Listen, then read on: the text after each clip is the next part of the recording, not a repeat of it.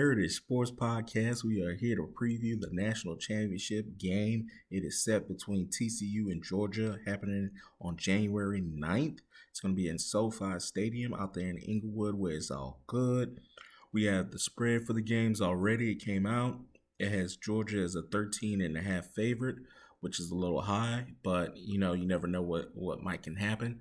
As you can tell, TCU didn't give a damn about who they were supposed to lose to.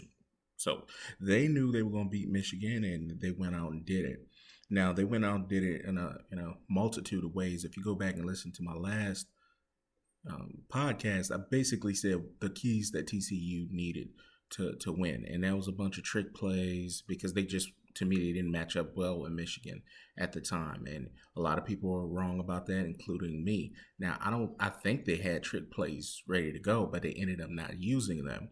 And the reason why they didn't have to use them is turnovers. If you get turnovers early in the game, you really don't have to resort to that type of stuff. You gotta say, okay, let's not mess up the church's money and keep going forward with what the game plan is.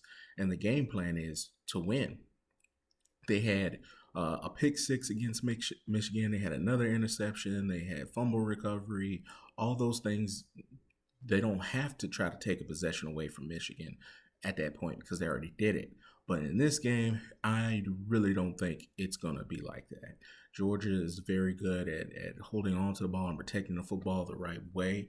Kirby Smart's going to have their team in a good position to how can I say, not just seeing this game, not have the turnover battle, have them being competitive in the game, because that's really what had it. I mean, what really turned the tide, because Michigan's game plan was to run the ball. They had a huge size advantage. They were just going to run the ball, run a balanced game, try to make it boring, and then end up winning, 31-10 or whatever the case may be. You can't run the ball when you're down.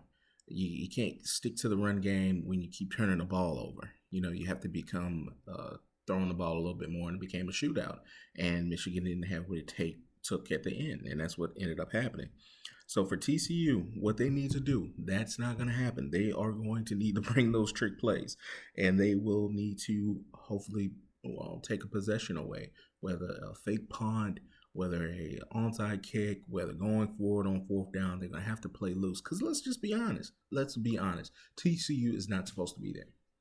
They're not. They've earned it. They've won the close games, whether it's on the last play of the game, whatever. They lost to Kansas State in the championship, but they did enough to get in the college football playoffs, and they beat a very good Michigan team to be there. But they're not supposed to be there. So they have to play loose. They have to play with house money, because that's what it is. They can win the national championship. And I don't know if their school, the university, has ever won the national championship, but they're playing the reigning incumbent national champions in Georgia, and they have a 28-year-old quarterback that's ready to go back to back to back.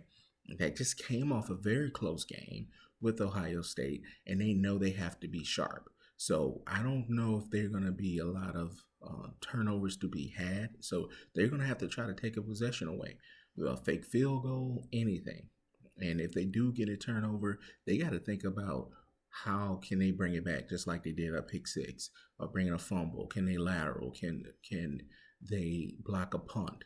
Okay, those are the type of things they need to do to keep Georgia from using their size advantage, running on them, and making it a game of possession. Because if it's a game of possession kind of game where Georgia dominates by running the ball, long drives, it's going to be a long game for TCU, and they're going to lose. So that's what they need to do to win. On the flip side, what Georgia needs to do is the defense needs to show up.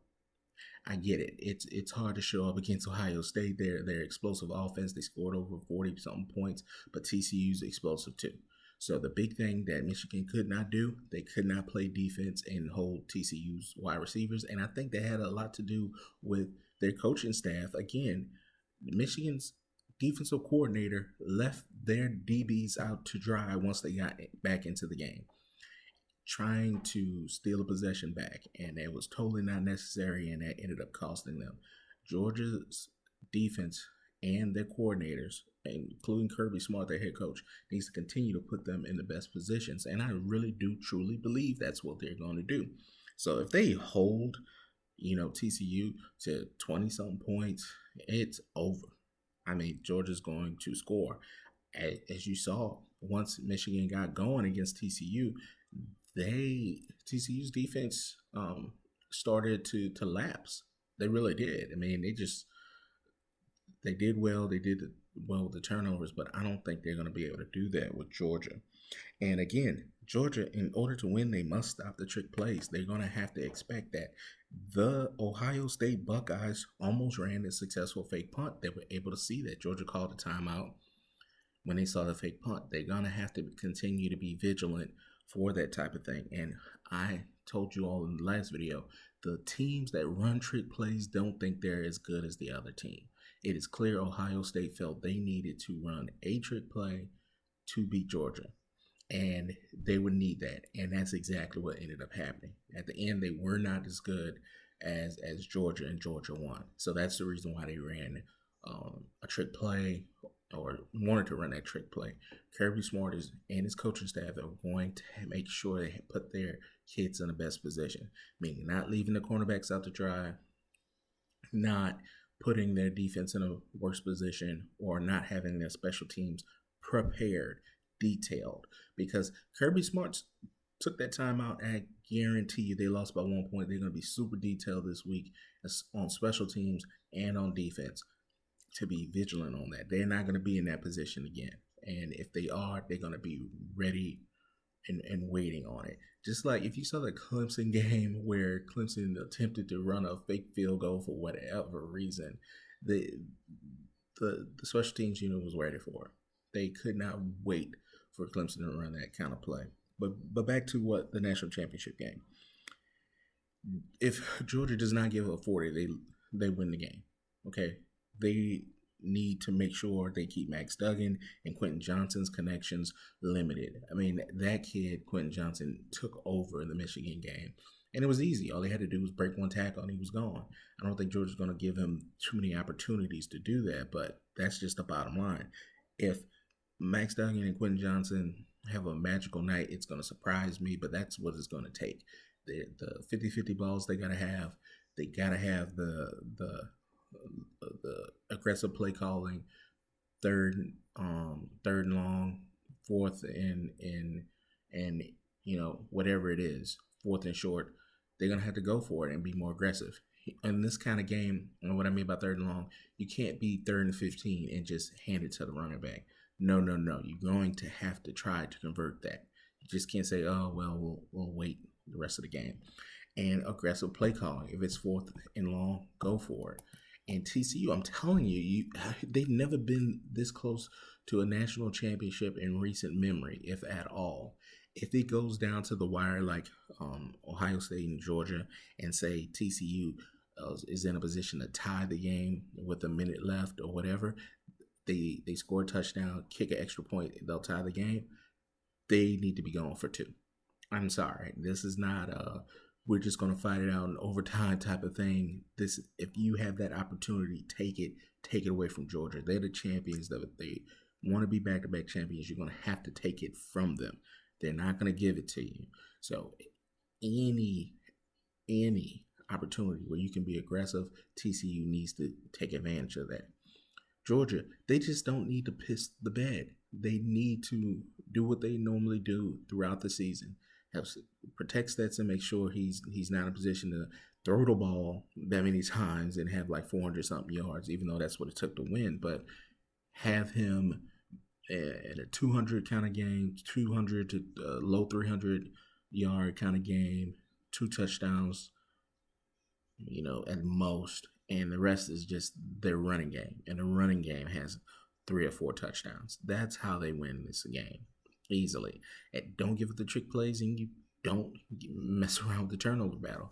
Michigan got off their game plan because they kept turning the ball over. They couldn't do what they normally did. If Michigan played their normal game, I don't think that game would have turned out the way it did. It would have been a high scoring game, but not as high scoring. I think Michigan would have won. I've been said that. But okay, just to recap, Georgia's a 13 and a half favorite. Watching TCU, I don't know, man. They have been in so many close games throughout the year. I get it. They're going against Georgia, but I don't see it. 13 and a half, I would bet against the spread. By the way, I'm not a betting man, but if I was, I would bet against the spread. But even then, I was wrong about the Michigan game. But as kind of getting to my prediction, I think Georgia wins this game. I don't know about 13 and a half. I could see about 10 points, something like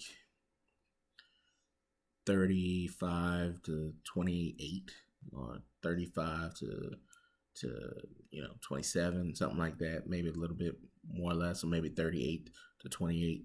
It'll be a 10-point game at the most to me, but it should be an entertaining national championship game. I can't wait. I'm looking forward to it.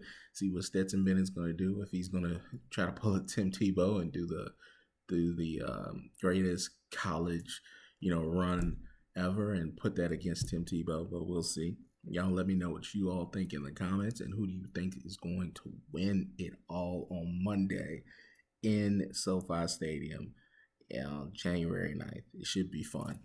Heritage Sports Podcast.